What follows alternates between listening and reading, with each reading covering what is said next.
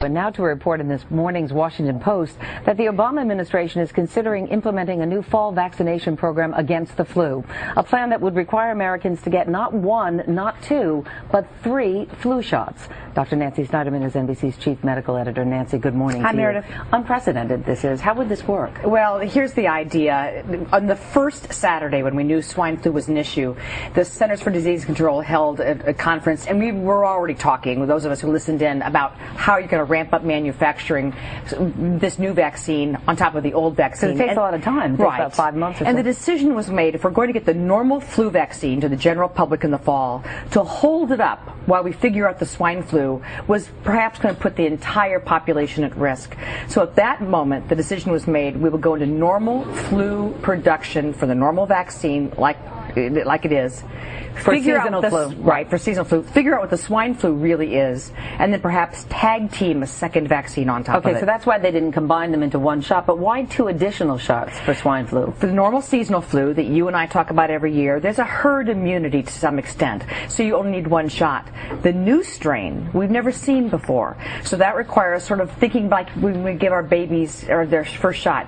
You get your shot, it boosts up your immune system, and then you need a booster. So for the new H1N1 swine flu, for which there's no known immunity in our population, that requires 2 shots. I would think because it's hard to get people to take the original. As we know, shot, don't we? Since you don't get your flu shot in the fall. No, I don't. Okay, fine. I might this year, though. Good. But now you're asking people to get 3. That's a tough sell. Well, Meredith, I think you've hit the nail on the head. This is going to be a public relations, trust your government and your health officials public campaign.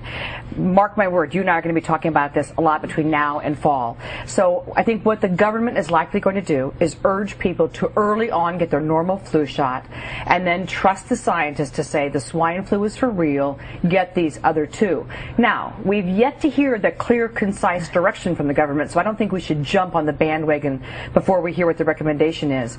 But if they do believe that this swine flu could be a real uptick in severity, you're going to see a massive public education campaign. But we trusted the scientists back in 1976 with the original swine flu shot, and a lot of people got sick. And it was a debacle. Right. Not only that, some people died, some people were paralyzed. From the shot itself. And people remember the swine flu vaccine as a terrible disaster. This government, these manufacturers want to make sure that does not happen again. But you bring up a very important point. Just because something works doesn't mean it's safe. And that rush to market is going to mean that we're going to have to prove that, yes, it will keep people from getting sick, and that the shot itself won't hurt anybody. All right, Dr. More on this, I'm sure, all summer and early fall. Absolutely, Dr. Nancy Snyderman. Thank you so much. much. I'm sorry to put you on the spot. That's okay.